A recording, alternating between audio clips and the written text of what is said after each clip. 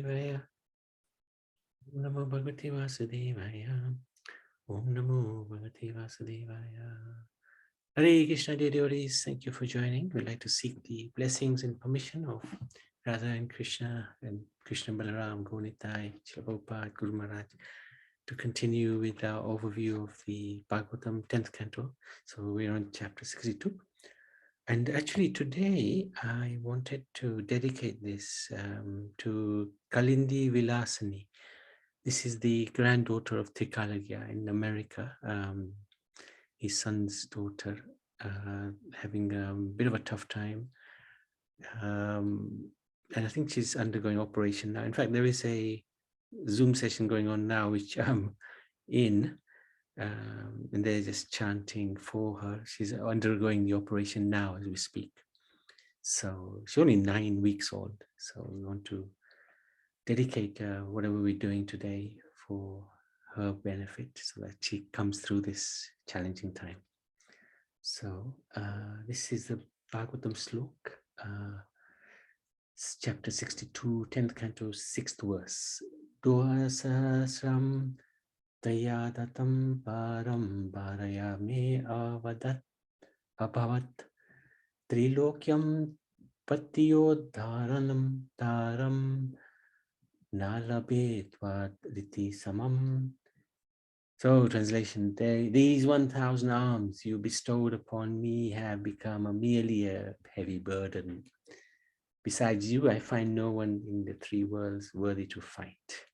So this is Banasur, who is such an arrogant person that he's even willing to say this to the person who's benedicted him with this blessing. And you will come across this in a little while. So the meeting of Usha and Anirudh. This chapter recounts the meeting of these two personalities and also Anirudh's battle with Banasur. So, who is this Banasur? He's the father of Usha. King Parikshit asked, what happened when Anirudh married Banasur's daughter Usha? And as a result, a great battle occurred between Lord Hari and Lord Shankar. So this is very unique. Sukadev Goswami said, out of the 100 sons of the great saint, King Bali, so Bali Maharaj, who is the grandson of Prahlad Maharaj, very great saint, Mahajan. He had a son, oldest son was Banasur. He was a great devotee of Lord Shiva, who favored Banasur so much that even demigods like Indra would serve him. So Banasur was very powerful indeed. Banasur once satisfied Lord Shiva by playing musical instruments with his 1,000 hands, while Lord Shiva danced his Tandav Nritya. In response, Lord Shiva offered Bana whatever benediction he chose, and Bana asked to become the guardian of his city. So, now Banasur was intoxicated with his strength. One day, when Banasur was feeling an urge to do battle, he told Lord Shiva, except for you in the whole world, there is no warrior strong enough to fight me. Therefore, these 1,000 arms you've given me are merely a heavy burden. So this is really arrogance at its limit. Yes, I've got 1,000 arms. I want to fight. And you, the one who benedicted me, is a burden because of you. This is the difficulty, the problem with those who worship the demigods. They're so ungrateful. It's just incredible. As soon as, and unfortunately, we could also fall into that trap. So this is a really good instruction for us as well. The Lord, we are serving the Lord, He will fulfill all our desires. And if we are thinking, oh, you know, this is not nice, my Lord, well, actually, He's just fulfilling our desire. So whatever comes our way, we accept it. We try to accept it, good or bad. And this Banasur, gifted by Lord Shiva 1,000 arms, yet he's saying to Lord Shiva, you've given me a great burden. How ridiculous. How ridiculous. Angered by these words, Lord Shiva replied, your pride will be crushed in battle when you meet my equal. Indeed, your chariot flag will fall to the ground broken. So this was like a curse. But Banasur is sound and intelligent. He was delighted. Great. Thank you so much. I want to fight. And he waited for that day when Lord Girisha had predicted. So the destruction of his prowess. So it's very difficult to understand the mentality of the demons. Banasur is one of them. But of course, he is also the son of Bali. So in that way, he's privileged because Bali is a great devotee. Anyway, let's see what happens. Banasur's daughter, the maiden Usha, once had an amorous encounter with a lover in her sleep. And who was that personality? It was Anirudh, the son of Paduna.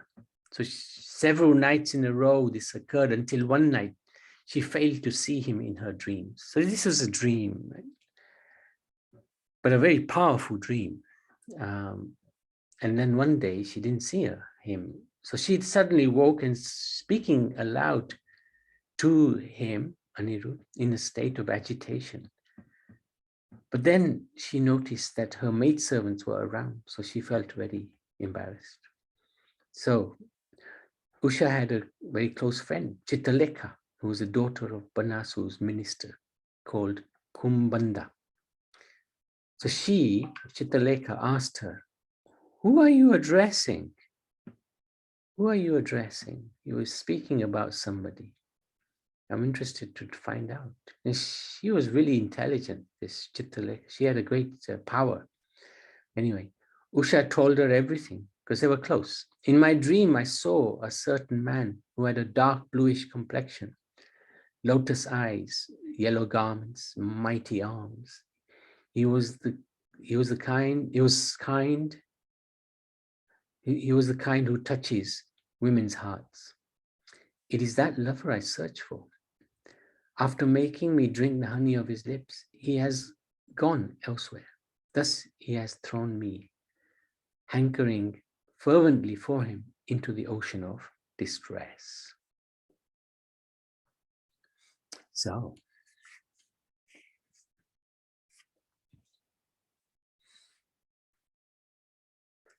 and all very interesting because it's only a dream, but actually it was more than a dream. Aniruddha did actually come to her, and this liaison did take place. It was more than a dream, but to her it was a dream, and this is interesting. So Chitralekha, hearing of Usha's dream lover, Chitralekha tried to relieve her friend's distress by drawing pictures of Gandharvas and other celestial personalities, as well as various men of the Vishnu dynasty, including Krishna. So she had this incredible power. She knew all the great personalities and she could draw them. So she drew them for Usha to identify who was that person in your dream. She even drew Krishna. I wonder if her paintings are still around. Chitalekha asked Usha to pick out the man she had seen in her dreams. So initially when Usha came to Krishna, she felt a little tremor in her heart. But then she saw the picture of Aniruddha and she pointed to this picture. This is him. Chitalekha, who had mystic powers, knew at once that the young man her friend had pointed out was Lord Krishna's grandson, Anirudh. Then, using her mystic powers, Chitalekha flew through the sky to Dwarka, found Anirudh, and brought him back with her to Sonitapur, Banasur's capital. And there she presented him to Usha. So a really powerful personality, Chitralekha. She could actually bring Anirudh even without his consent. Anyway, this is Anirudh and Usha. Having obtained the men of his desires, Usha began serving him very affectionately within her private quarters, which was supposed to be strictly off limits to men. So nobody was allowed to go in there. And this was Banasu's order. Usha needs to be completely pure. Usha worshipped Anirudh with faithful service, offering him priceless garments along with garlands, fragrances, incense, lamps, sitting places, and so on. She also offered him beverages, all types of foods, and sweet words. As he thus remained hidden in the young lady's quarters, Anirudh didn't notice the passing of the days, for his senses were captivated by Usha, whose affection for him ever increased. After some time, the female guards of the inner palace noticed symptoms of sexual activity on Usha's person. So they went to Banasur and told him. So this is a little idea of Banasur's kingdom, his castle, and Usha and Anirudh. Greatly disturbed when Banasur heard something's going on, he rushed to his daughter's apartment with many armed guards. And to his great surprise, he saw Anirudh there. Banasur saw before him Cupid's own son. So Pradyumna is Cupid, transcendental Cupid, possessed of unrivaled beauty with dark blue complexion, yellow garments, lotus eyes, formidable arms. His face was adorned with effulgent earrings and hair, and also with smiling glances. Banasur was astonished to see all this. As the guards attacked him, Anirudh, resembling death personified, took up his club, succeeding in killing a few, and the remaining guards fled the palace, running for their lives with shattered heads, thighs, and arms. Then the powerful Banasur, he started capturing Anirudh, and with his mystic Nagpash ropes, so these are the snake ropes, he captured Aniruddha. And that, of course, filled Usha with distress, lamentation. So this is Banasur with his many, many arms. There's Anirudh, Usha. So that's the end of chapter 62. And tomorrow we can see how this ends. So, any questions, any comments? Prabhuji. Yes. Yes. Hare Krishna. Not even. Banasur, yes, the son of Bali Maharaj, was so great. And how come he become so arrogant and a nasty character? Yeah, because they're born in that family of Asuras. So because those Asuras, okay. Yeah, natural traits come,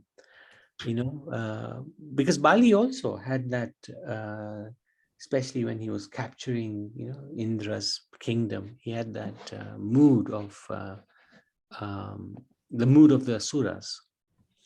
But of course, his transformation was complete because he had the mercy of Krishna and Vamandev rather.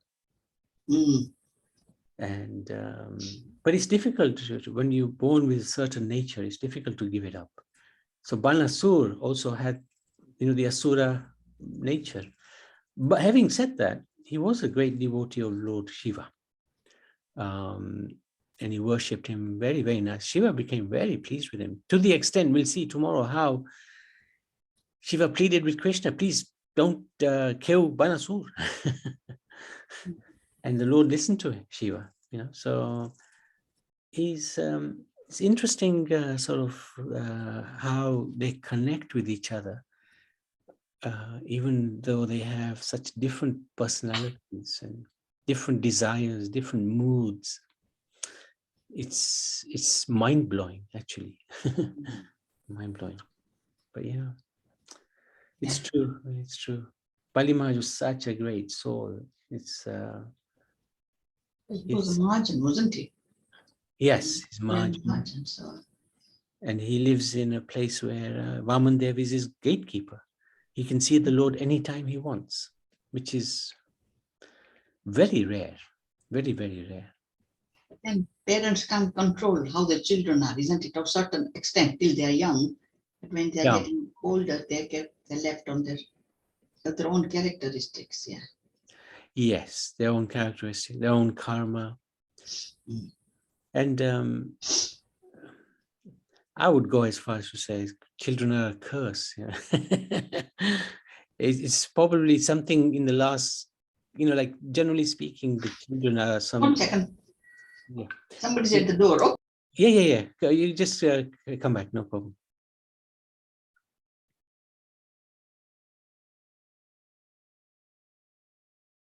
So yeah, children can be a curse because one is you become very attached, and any attachment in this world will finish us. Second is usually the child is some sort of debtor or creditor in the last life. So they come and things are owed, so things are paid back, both directions. And thirdly, well, sometimes also the child in the past life can be an enemy, come to give some karma back to the parents, and vice versa. So we might think, oh yes, great, I've got a nice family, I've got a lot of children, I've got this and that. Actually, it's a curse. Ultimately, it's a curse. If nothing else, it makes us attached to this world. And any attachment to this world means we remain in this world. So it's a blessing when those attachments are destroyed within one's life, because then you don't have to worry too much about those attachments. Any other comments, questions? Otherwise, let's go to instructions. Madhusudan Prabhu, is he there? Haribol, no, he's going to help Janak's sons for the dressing day before starting. I can read if you want me to. Yeah? Go for it. Hare Krishna. Om Namo Bhagavate Vasudevaya. Om Namo Bhagavate Vasudevaya. Om Namo Bhagavate Vasudevaya. Chapter 62, Canto 10. We get to learn how personalities like Banasura, son of Bali Maharaj, desire supremacy over even someone like Lord Shiva, whom he initially worshipped and served with playing drum with 1,000 arms during the Tandava Nritya dance. Thereafter, he engaged Lord Shiva as protector of his city and then subtly desired this. And so, when I have defeated you, Lord Shiva, by my world conquest will be complete and my desire for battle satisfied. Only Anirudh could eliminate Banasura and resolve the situation even for the Lord Shiva, who so easily gives benedictions to his devotee, even if it puts him into a dangerous situation and Krishna has to resolve it. Obviously, Krishna comes and rescues. Haribo. Yeah, so we'll see tomorrow how Krishna deals with this situation very nicely, of course, as always. Okay, any other questions, any other comments? And Naniben, are you back? No. Okay, anybody else? Anything else? Okay. Srimad Bhagavatam ki jai.